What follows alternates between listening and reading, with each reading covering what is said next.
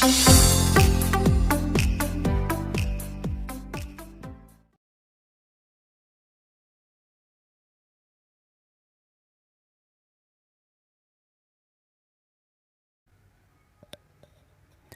दोस्तों, नमस्कार। आप देख रहे हैं रुद्र एजुकेशन जोन अपने मित्र गौरव के साथ। दोस्तों, आज मैं आप लोगों के लिए लेकर के आया हूँ BLIS 07। आज आप लोग के लिए BLIS 07। इसके पहले 2 वीडियो मैंने बनाए थे, वो BLIS 06 के थे। ठीक है। और वीडियो शुरू करने से पहले एक बात मैं आप लोगों को बता देना चाहता हूँ कि अगर आप BLIS 06 का पेपर देने जा रहे हैं तो भी आपको क्या पढ़ना है, BLIS 07। और अगर BLIS 07 का पेपर देने जा रहे हैं तो फिर भी इन दोनों में बहुत समानता है, इस चीज़ को ध्यान रखिएगा। ठीक है।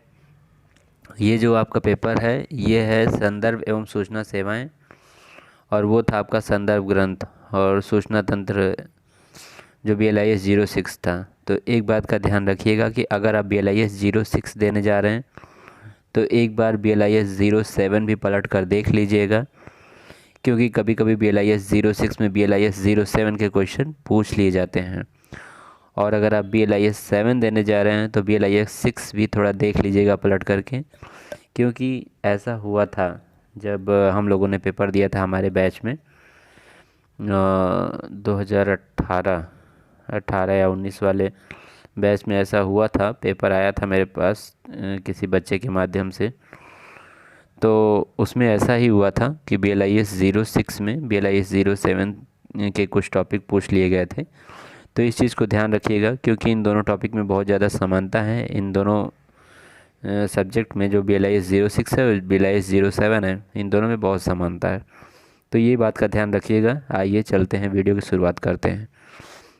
संदर्भ सेवा, ठीक है। संदर्भ सेवा बनाम सूचना सेवा, ये सारी चीज़ें आज हम पढ़ने वाले हैं। इकाई 1 है। आइए शुरुआत करते हैं वीडियो की। देखिए, ध्यान से देखिएगा। संदर्भ सेवा एक व्यक्तिगत सेवा है जिसमें पाठक और पुस्तक के मध्य संबंध स्थापित किया जाता है। व्यक्तिगत आधार पर पाठक और प्रलेख के मध्य संबंध स्थापित करने की प्रक्रिया ही संदर्भ सेवा है। ठीक है। संदर्भ सेवा ग्रंथालय की महत्वपूर्ण सेवा मानी जाती है। इस सेवा को प्रदान करने के लिए संदर्भ विभाग की स्थापना की जाती है। इस संदर्भ विभाग में उपलब्ध सभी संदर्भ एवं सूचना स्रोतों को एकत्रित एवं व्यवस्थित करके रखा जाता है। ठीक है। तो अब आप लोग समझ गए होंगे कि संदर्भ सेवा है क्या। संदर्भ सेवा साधारण भाषा में कहा जाए तो जो आपका रीडर है, पढ़ने वाला है, ठीक है, जो आपकी पुस्तक को पढ़ेगा रीडर, और आपकी जो बुक है उसके मध्य जो संबंध को स्थापित करता है, संबंध को बताता है, वही है आपका संदर्भ सेवा। ठीक है। संदर्भ शब्द मूलतः संस्कृत, यहाँ पर देखिए, संदर्भ शब्द मूलतः संस्कृत भाषा की द्रव्य धातु से बना है जिसका अर्थ होता है बांधना या बुनना। ठीक है। तो ये बांध ही तो रहा है। ठीक है, ध्यान दीजिए, क्योंकि यहाँ पर जो पाठक है और ये पुस्तक है। ठीक है। तो इन दोनों के मध्य जो संबंध स्थापित कर रहा है तो वही तो है आपकी संदर्भ सेवा। इसीलिए यहाँ पर कहा गया कि उसका अर्थ ही है संदर्भ संस्कृत भाषा के द्रव्य धातु से लिया गया है जिसका अर्थ है बुनना या बांधना।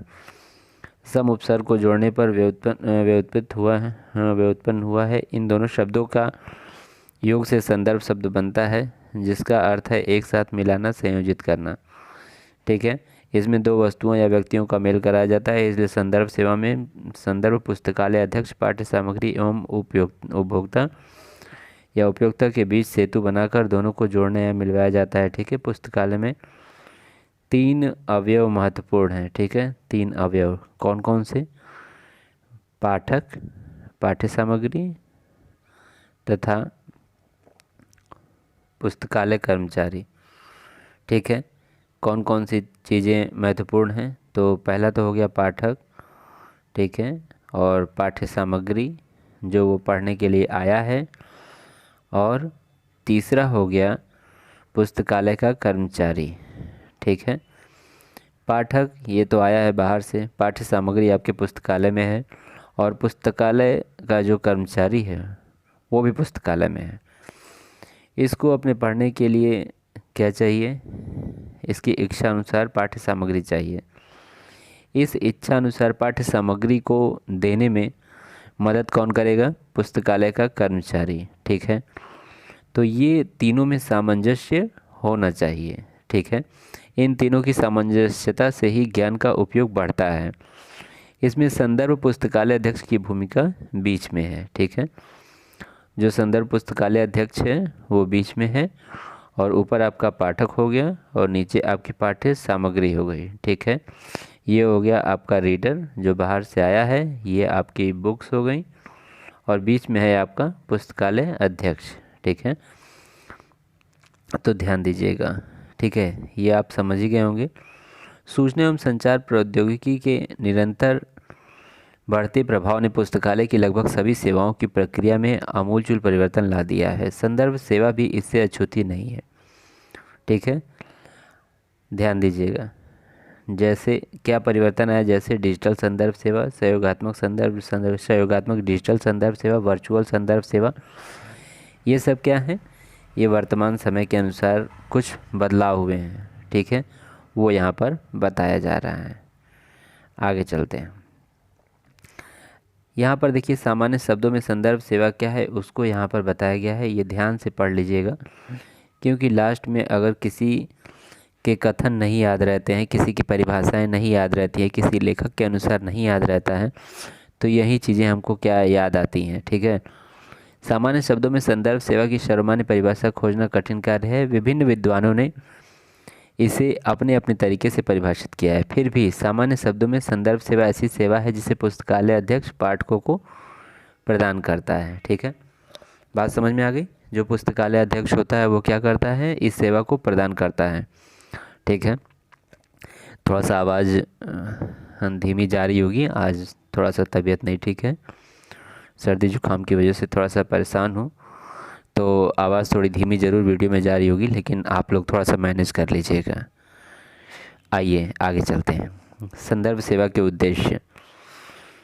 संदर्भ सेवा का क्या उद्देश्य है भाई? संदर्भ सेवा का उद्देश्य है कि संदर्भ सेवा पुस्तकालय अध्यक्ष का एक प्रमुख उद्देश्य इस बात को तब बल मिलता है जब स्वीकार कर लिया जाता है कि पुस्तकें सूचना उपयोगार्थ हैं, ठीक है।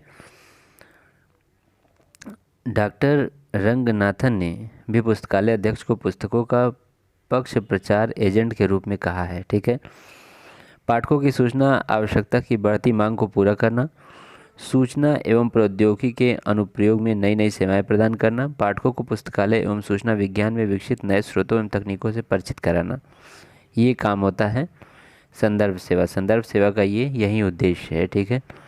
अच्छा, अब आइए यहाँ पर देख लेते हैं संदर्भ सेवा का प्रकार। संदर्भ सेवा, टाइप्स ऑफ रेफरेंस सर्विसेज, कितने प्रकार की होती है? तो एक है त्वरित संदर्भ सेवा, ठीक है, ध्यान दीजिएगा। एक है त्वरित संदर्भ सेवा और एक है दीर्घकालीन संदर्भ सेवा, यानी कि एक ऐसी सेवा है जो तुरंत ऑन द स्पॉट आपको दे दी जाती है, और एक है जिसका आपको परिणाम थोड़े दिनों बाद मिलता है, ठीक है। तो आइए देखते हैं। आधुनिक समय में यह सेवा सभी ग्रंथालयों में प्रदान की जाती है। यह सेवा पाठकों की मांग पर प्रदान की जाती है। संदर्भ सेवा की सफलता ग्रंथालय में उसका संदर्भ स्रोतों एवं संदर्भ कर्मचारी पर निर्भर करती है।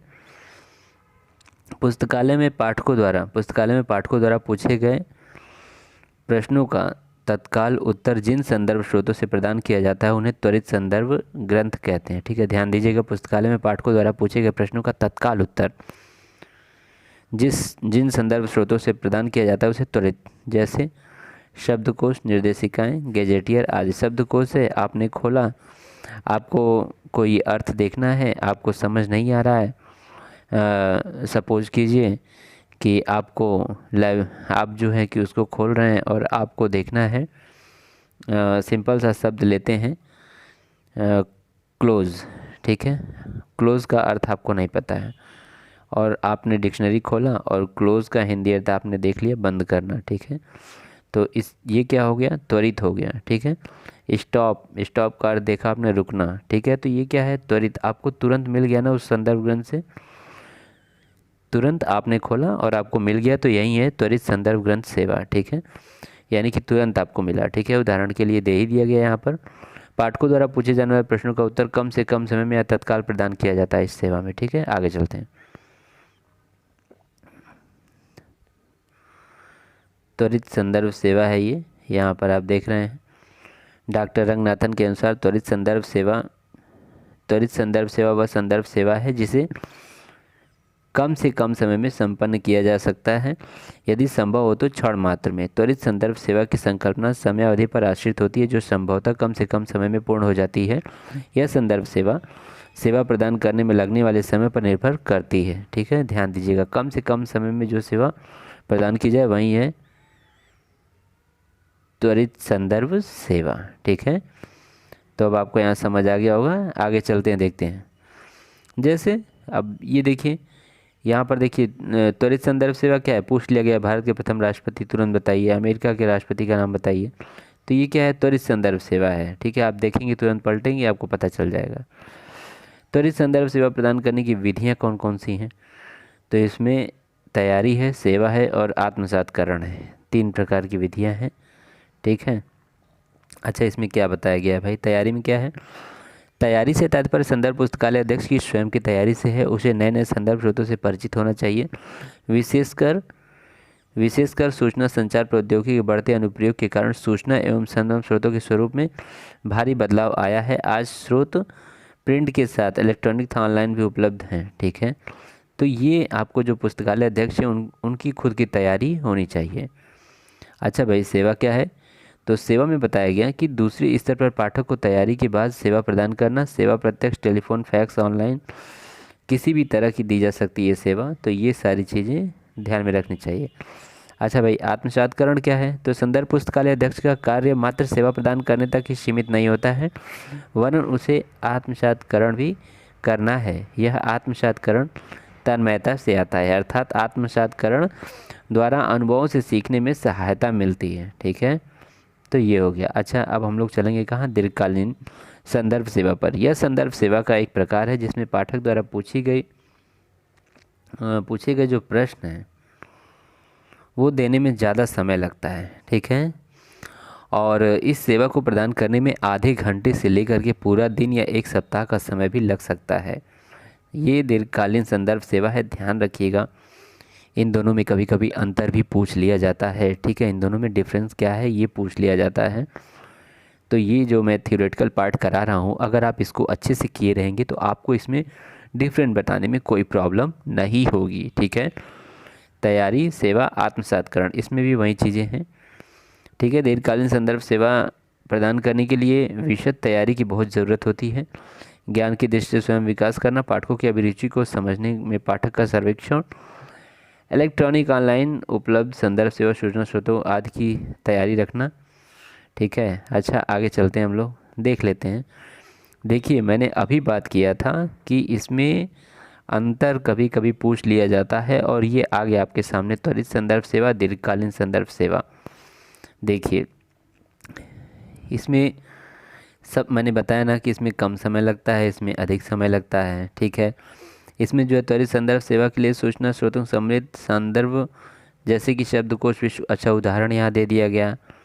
ठीक है, और मुख्य रूप से तथ्य प्रदान करने से संबंधित होता है और एक विशिष्ट दृष्टिकोण समस्या को हल करने में दीर्घकालीन। ठीक है, तो ये अंतर आप लोग ध्यान से देख लीजिएगा। अच्छा भाई, सूचना सेवा बनाम संदर्भ सेवा, सूचना सेवा बनाम संदर्भ सेवा। ठीक है, तो ध्यान दीजिएगा, पारंपरिक रूप से कहें तो सूचना सेवा और संदर्भ सेवा वस्तुतः 2 विभिन्न प्रकार के हैं। कभी कभी सेवा को सूचना सेवा कहा जाता है, किंतु वह कुछ भी नहीं अपितु संदर्भ सेवा हो सकती है। ठीक है, इसके विपरीत भी सत्य हो सकती है। नीचे देखिए, इन दोनों में अंतर दिया गया है। पारंपरिक अधिगम से संबंधित है, ये अपारंपरिक अधिगम से संबंधित है। प्रलेख को प्रदान करने पर जोर देती है और सूचना प्रदान करने पर जोर देती है सूचना सेवा। सामान्य उपभोक्ता को सूचना, सामान्य यथागत आवश्यक सामग्री प्रदान की जाती है। मांग पर सूचना का प्रावधान है, पूर्वानुमान से सूचना का प्रावधान है। ठीक है, तो ये है। ठीक है, संदर्भ सेवा के क्षेत्र में नए विकास, तो संदर्भ सेवा प्रदान करना किसी भी ग्रंथालय का प्रमुख कार्य रहा है, ठीक है। और नए विकास यानी कि इस समय इसमें जो है कि ऑनलाइन सेवाओं की मांग की जा रही है, और अब वर्तमान समय में है भी, डिजिटल सेवा है, वर्चुअल संदर्भ सेवा है, तो ये सारी सेवाएं हैं, ठीक है। डिजिटल संदर्भ सेवा क्या है? तो इस सेवा को एक विशेषज्ञ से पूछो या पुस्तकालय अध्यक्ष से पूछो सेवा भी कहा जा सकता है, ठीक है। ये डिजिटल संदर्भ सेवा है। यह सेवा एक इंटरनेट आधारित सेवा है जो इंटरनेट पर उपलब्ध विशेषज्ञों से उपभोक्ता का संपर्क करवाती है, ठीक है। तो ये हो गया आपका डिजिटल संदर्भ सेवा, और ये सहयोगात्मक डिजिटल संदर्भ सेवा है, ठीक है। 2 या 2 से अधिक अथवा समस्त सदस्य पुस्तकालय नेटवर्क आधारित आपसी सहयोग से सेवा का आयोजन करते हैं, ठीक है। विशिष्ट ग्रंथालयों के सहयोग से 2000 में ये जो है कि प्रारंभ किया गया था, सन 2000 में। इस सेवा में आज 200 से अधिक सदस्य हैं। इस परियोजना में सदस्यों को ऑनलाइन सेवा प्रदान की जाती है। इससे सेवा प्रदान करने में कम से कम श्रम और समय लगता है, ठीक है क्या? ये देखिए, ये भी डिजिटल संदर्भ सेवा है लेकिन सहयोगात्मक, एक दूसरे के सहयोग से है। वर्चुअल संदर्भ सेवा या आभासी संदर्भ सेवा क्या है भाई? वर्चुअल संदर्भ सेवा एक ऐसी संदर्भ सेवा है जिसमें सूचना और संचार प्रौद्योगिकी का उपयोग करके उपयोक्ताओं की सूचना आवश्यकताओं को सही समय पर पूरा किया जाता है। ये है वर्चुअल संदर्भ सेवा, ठीक है, कि सही समय पर किसी भी उपभोक्ता को जानकारी प्रदान की जाए। साहित्य खोज एवं डेटाबेस सेवाएं। साहित्य खोज एवं डेटाबेस सेवाएं, आज हम लोग इसको पढ़ेंगे। ये दूसरी इकाई है। आज हम लोग 5 से 6 या 7 इकाई तक आज कंप्लीट करेंगे, ठीक है। क्योंकि टोटल इसमें मैं आप लोग को बता देना चाहता हूँ कि खंड इसके 4 हैं, ठीक है। 4 खंड है और चारों खंडों में कुल मिला के 12 यूनिट हैं। तो मैं यही सोच रहा हूँ कि आज के वीडियो में 6, कल के वीडियो में 6। चलिए देखते हैं। 21वीं सदी विकास की सदी है। चौओर निरंतर विकास ये दिखाई दे रहा है। इस सतत प्रक्रिया में बदलाव के बीज बिंदु को उन्नत वृक्ष के रूप में खड़ा कर दिया है। आज विकास की भागीरथी ने चौओर सूचनाओं से समाज को आप्लावित कर दिया है। सूचना रूपी अथाह समुद्र में उपयोक्ता तिनके की तरह सूचना रूपी लहरों पर इधर से उधर डोल रहा है। वाह, क्या वाक्य है, ठीक है। सूचना रूपी अथाह समुद्र में जो उपयोक्ता है, जो सूचनाओं का उपभोग करने वाला है, वो क्या है? तिनके की तरह उस पर लहरों पर इधर उधर डोल रहा है, ठीक है। इस परिस्थिति को संभालने का दायित्व पुस्तकालय एवं सूचना व्यवसायियों का है। व्यवसायी मुद्रित पाठ्य सामग्री था, अमुद्रित पाठ्य सामग्री इलेक्ट्रॉनिक डेटाबेस आज से सूचनाएं खोज करके और उपभोक्ता को देते हैं, ठीक है, ध्यान दीजिएगा। आगे चलते हैं। इसका उद्देश्य क्या है डेटाबेस का? तो इस इकाई के अध्ययन के पश्चात आप इस योग्य हो जाएंगे कि साहित्य खोज की अवधारणा को समझ पाएंगे, डेटाबेस सेवाओं का अवगत। अच्छा भाई, ठीक है, हम जो कर पाएंगे वो हम यहीं पढ़ लेते हैं। साहित्य खोज की परिभाषा। ए.के. शर्मा ने साहित्य खोज को इस तरह परिभाषित किया है कि किसी विशेष शीर्षक पर किसी भी रूप में साहित्य की खोज। किसी विशेष शीर्षक पर किसी भी रूप में साहित्य की खोज। यह खोज व्यवस्थित तरीके से की जाती है। साहित्य की खोज आज के समय में शोध एवं अन्य कार्यों को सही तरीके से करने के लिए आवश्यक है। साहित्य खोज करते समय प्रलेख का सार व पूर्ण संदर्भ ग्रंथ सूची बनाई जाती है, ठीक है। साहित्य खोज, ठीक है, साहित्य की खोज की जा रही है भाई। इसकी आवश्यकता क्यों है? तो आज शोध कार्य समन, धन एवं श्रम की अधिकता की मांग करता है। इसलिए नए शोध कार्य को प्रारंभ करने के लिए उस विषय पर शीर्षक या अद्यतन कार्यों को जानना अत्यंत आवश्यक है। इसीलिए शोधार्थी क्या करता है? ज्ञान की विशाल मात्रा में अपने विषय को संबंधित सूचना ज्ञान को खोजना होता है और वो परेशान ना हो, इसीलिए इसकी खोज की गई है, ठीक है।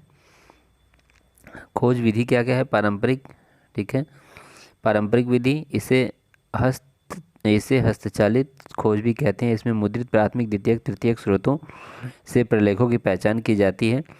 संदर्भ संकलित किए जाते हैं, संबंधित उपयोक्ता को प्रदान किए जाते हैं, ठीक है, ध्यान दीजिएगा। इसमें जो है कि इकट्ठा करके और प्रदान किया जाता है उपभोक्ता को। ठीक है, शीर्षक या विषय को समझना, परीक्षा या उद्देश्य क्षेत्र का निर्धारण करना, खोज प्रक्रिया, उपयुक्त स्रोतों का चयन करना, संदर्भों या सूचनाओं को अभिलेखन करना और परिणामों का प्रस्तुतिकरण। ठीक है, ध्यान दीजिएगा, ये भी बहुत ही सिंपल है। एक चीज़ और देखिएगा, शोध प्रबंध। देखिए यहाँ पे बताया गया है, शोध प्रबंध एवं लघु शोध प्रबंध प्राथमिक सूचना स्रोतों की श्रेणी में आते हैं। प्राथमिक सूचना स्रोत आपने पढ़ा था ना, वहाँ पर आपने प्राथमिक सूचना स्रोत पढ़ा, द्वितीयक सूचना स्रोत, तृतीयक सूचना स्रोत। ठीक है, तो छात्रों अथवा उच्च उपाधि प्राप्त करने के लिए विभिन्न विश्वविद्यालयों एवं संस्थाओं में प्रस्तुत किया जाता है। ये शोध प्रबंध है। अगर आप रिसर्च करने जा रहे हैं, ठीक है, आप क्या करने जा रहे हैं? रिसर्च करने जा रहे हैं। रिसर्च करने जा रहे हैं तो आपको शोध प्रबंध आना चाहिए। पेटेंट आया था ना BLIS 06 में भी। यहाँ भी देखिए, एक अश्व किसी नए अधिकार को प्रदान करने के लिए जिसका कि औद्योगिक उपयोग किया जा सके। प्रभु नारायण गौड़ ने एक अश्व को एक तरह से परिभाषित किया है, किसी निर्मित पदार्थ अथवा आविष्कृत यंत्र की अभिकल्पना विस्तृत ब्यौरों के साथ अधिकार एवं आविष्कृत पदार्थ के एकस्वी पेटेंट धारी को उसके निर्माण, उपयोग या विक्रय करने, उससे आर्थिक लाभ उठाने का अधिकार है आपका क्या? पेटेंट। ध्यान दीजिएगा, पेटेंट के बारे में बताया गया।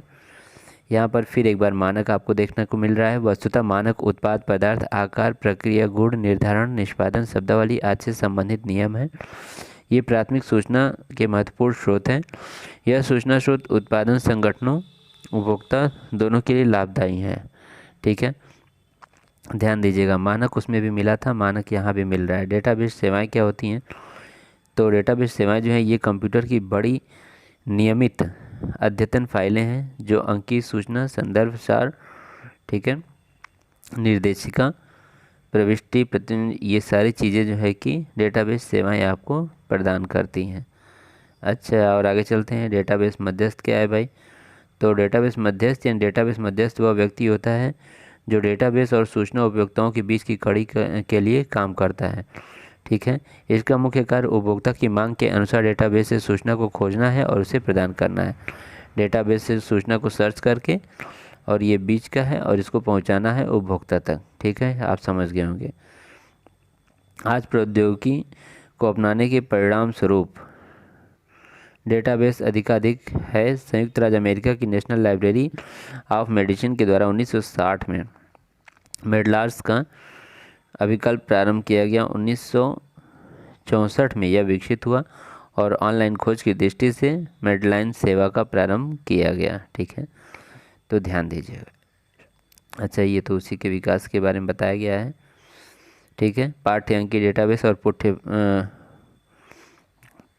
CD-ROM database. अच्छा, डेटाबेस के प्रकार बताए गए हैं।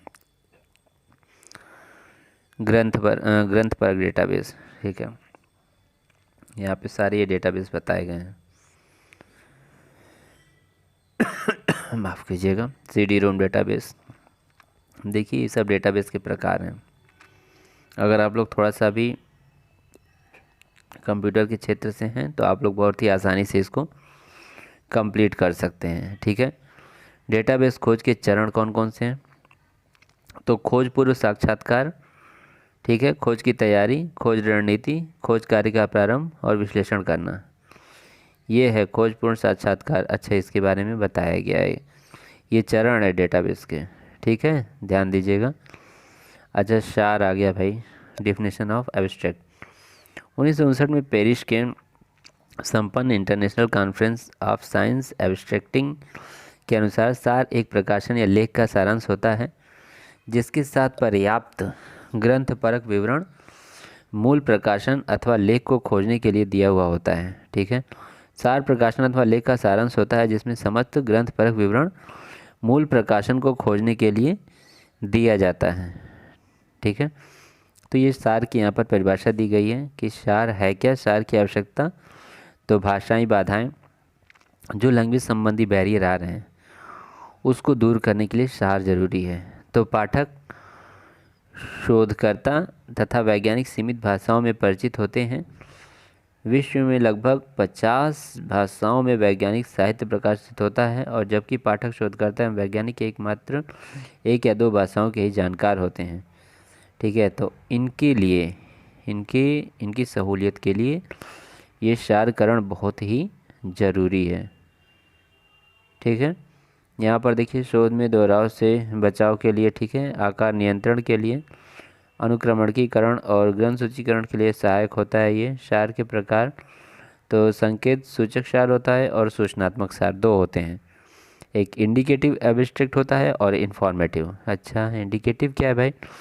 संकेतात्मक सार आकार की दृष्टि से छोटा, यह पाठकों को बताया है कि मूल प्रलेख या लेख में क्या है अंतर है, और इस प्रकार के सार का उद्देश्य यह होता है कि पाठक इसे पढ़कर पता करे कि मूल प्रलेख या लेख में क्या पढ़ना है।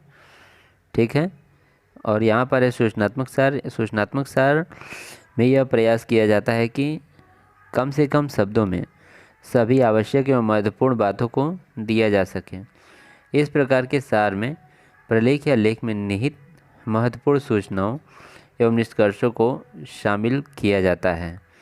यह आकार में बड़ा होता है। ठीक है, ये क्या है? सूचनात्मक सार है। अच्छे सार के यहाँ पर गुण दे दिए गए हैं। देखिए, उद्देश्य दिया गया है कि जिस लेख का सार तैयार किया जा रहा है उस लेख को लिखने के पीछे लेखक का उद्देश्य सार से स्पष्ट होना चाहिए। एक अच्छा सार मूल प्रलेख एवं अंतर्निहित अधिक से अधिक सूचना को पाठक तक कम से कम शब्दों में पहुंचाना है। ठीक है, सूचना अधिक रहे लेकिन शब्द कम रहे और पाठक तक पहुंच जाए, ये इसका उद्देश्य है। विधि, परिणाम, ये सारी चीज़ें यहाँ पर दे दी गई हैं। ठीक है, अब यहाँ पर मैं आप लोगों को बताना चाहूँगा कि अब आपका डाटाबेस हो गया। अब हम लोगों को कहाँ जाना है? अब तीसरी इकाई पढ़ना है। और तीसरी इकाई क्या है? तीसरी इकाई यहाँ से है अनुक्रमणीकरण। ठीक है, अनुक्रमणिका एवं अनुक्रमणीकरण सेवाएं, ये भी आप पढ़ चुके हैं BLIS 06 में, और एक बार फिर यहाँ पढ़ने को मिल रहा है। अनुक्रमणीकरण को अंग्रेजी में इंडेक्स कहते हैं। इंडेक्स से आप सब लोग परिचित होंगे कि इंडेक्स होता क्या है, ये बताने की कोई ज़रूरत नहीं है, लेकिन यहाँ पर थोड़ा बड़े स्तर पर है इसलिए इसको हम बता दे रहे हैं कि इसका लाइब्रेरी के क्षेत्र में क्या उपयोग है। ठीक है, इंडेक्स आप बचपन से देखते आ रहे हैं कि आपकी नोटबुक में नोटबुक हो या कॉपी हो, जो भी रहता है, हर एक चीज़ में आपका अनुक्रमणिका शुरुआत में दी रहती है। कोई भी बुक है वहाँ पर दिया रहता है इंडेक्स, वही है ये इंडेक्स। थोड़ा सा इसका बड़े रूप में इसका प्रयोग देखने को मिलता है। ठीक है, अनुक्रमणिका को अंग्रेजी भाषा में इंडेक्स कहते हैं। इंडेक्स शब्द की उत्पत्ति लैटिन भाषा के इंडिकेयर से हुई है, जिसका अर्थ है निर्देश करना। इंडेक्स से सूचना क्या है, इसकी सूचना नहीं मिलती, बल्कि सूचना कहाँ है इसकी जानकारी प्राप्त होती है। इसकी मदद से एक पाठक, वैज्ञानिक, शोधकर्ता यह आसानी से प्राप्त कर सकता है। ठीक है, मम्मी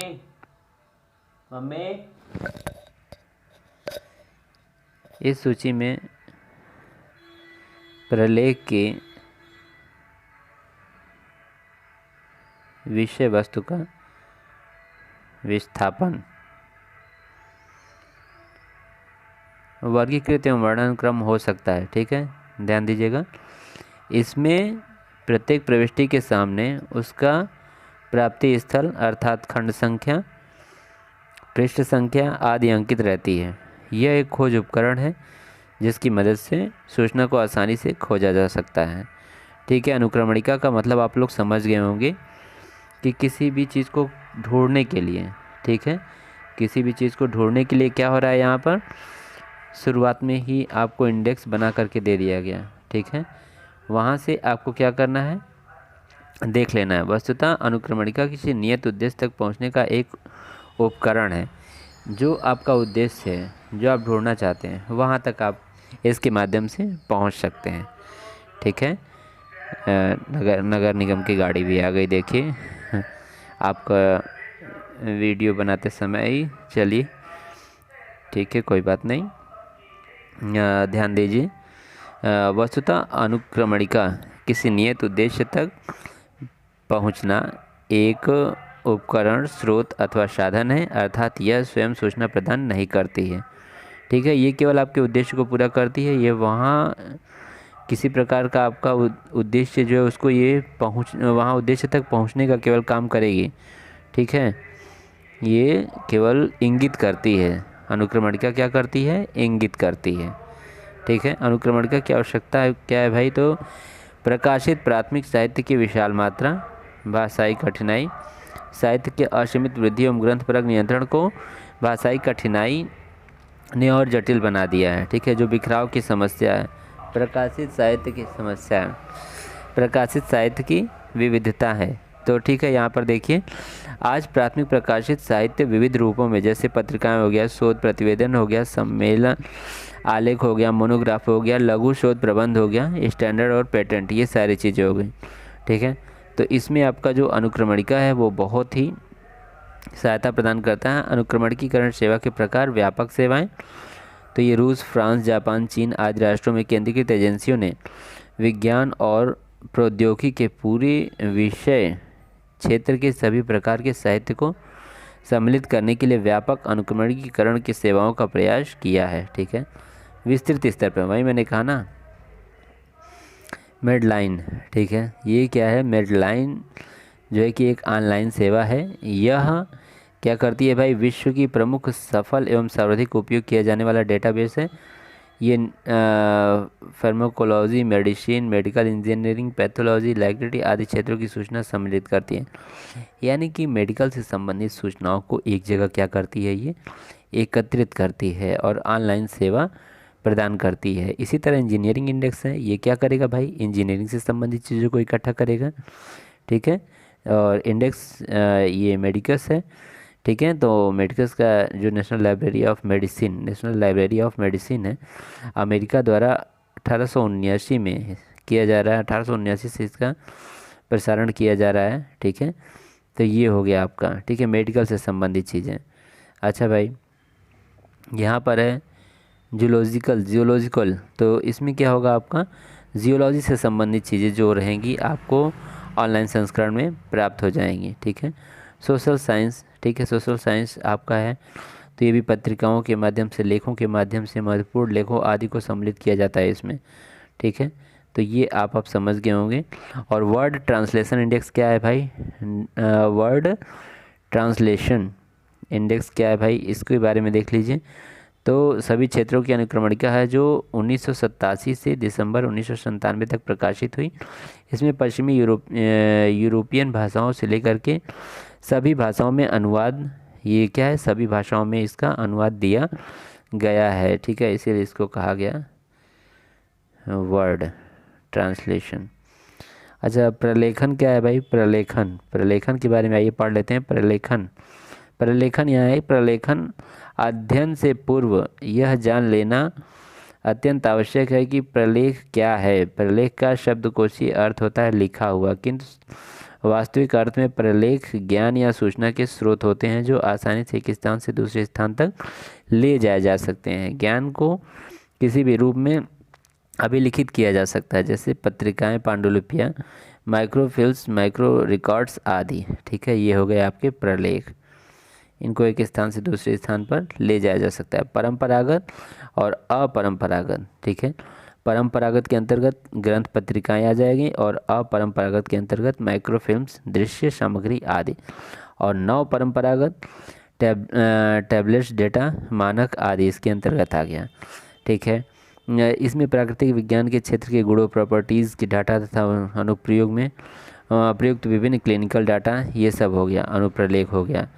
और आगे चलते हैं। अच्छा, ये तो वही वाला पेज है। ठीक है, यहाँ पर उद्देश्य दे दिया गया है। प्रलेखन का क्षेत्र वर्णन कर सकेंगे। प्रलेखन अच्छा है भाई।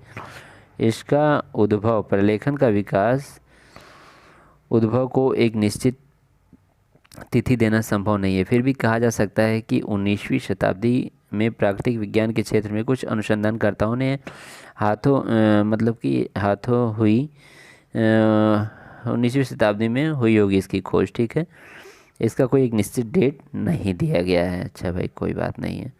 प्रलेखन की परिभाषाएं यहाँ पर देखिए दे दी गई हैं। प्रलेखन की परिभाषा एस.सी.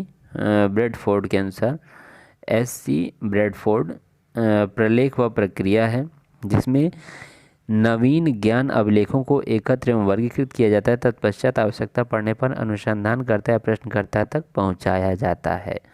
समझ गए होंगे आप लोग, ठीक है।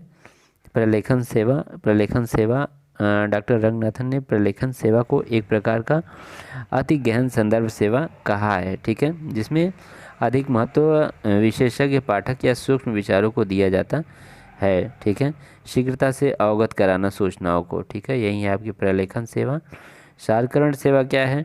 तो सारकरण सेवा एक ऐसी सेवा है, सारकरण सेवा जो है आपकी एक ऐसी सेवा है जिसमें मांग पर अथवा भावी मांग पर तैयार किया जाता है, ठीक है, सार तैयार किया जाता है, ठीक है। बहुत बड़ा कोई ग्रंथ है, उसका सार तैयार करके दिया जाता है। अनुवाद सेवा हो गया। रिप्रोग्राफी, ध्यान दीजिएगा, ये प्रश्न आ सकता है। रिप्रोग्राफी आपको ध्यान होगा कि जब मैं आप लोगों को पढ़ा रहा था BLIS 06 तो उसमें पूछा गया था रिप्रोग्राफी क्या है, ठीक है। तो लास्ट में पूछा गया था किसमें? 60 नोट वाले में। तो यहाँ पर देखिए उसका उत्तर है BLIS 07 में। ध्यान दीजिएगा। रिप्रोग्राफी शब्द की उत्पत्ति अंग्रेजी के दो शब्दों रिप्रोडक्शन और फोटोग्राफी से हुई है। रिप्रोडक्शन का अर्थ एक या अनेक प्रतियां तैयार करना है। फोटोग्राफी का अर्थ प्रकाश के प्रयोग द्वारा सुग्राही कागज पर प्रतियां तैयार करना है, ठीक है। तो आप समझ गए होंगे रिप्रोडक्शन फोटोग्राफी दोनों को मिलाकर बना है रिप्रोग्राफी। फोटोग्राफी की मदद से प्रतियां तैयार करना वर्तमान में प्रतिलिपिकरण की प्रक्रिया काफ़ी आधुनिक हो चुकी है।